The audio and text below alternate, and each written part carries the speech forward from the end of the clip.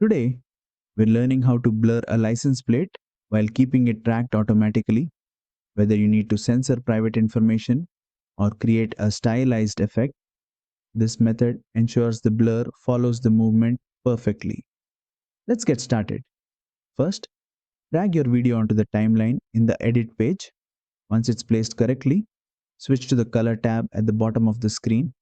Now, we need to create a separate node for the blur effect. Right-click inside the node editor and select Add Serial Node to create a new processing layer for our blur.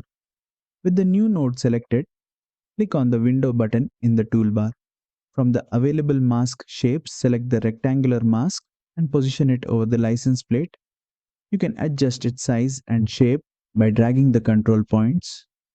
Make sure you're at the first frame of your clip before proceeding. Next, go to the Tracker panel by clicking on the Tracker button in the lower panel. This tool will allow DaVinci Resolve to follow the license plate's movement automatically.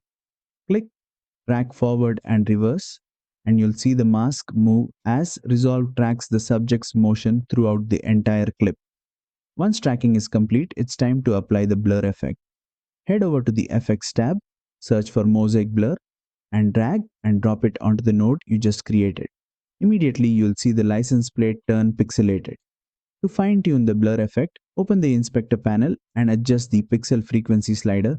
Lower values will create a blocky pixelation, while higher values result in a smoother blur.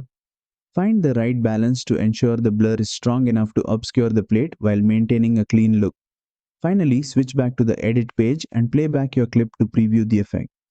The license plate should now remain blurred and tracked perfectly, even if the car moves. And that's it. You've successfully blurred and tracked a moving license plate in DaVinci Resolve.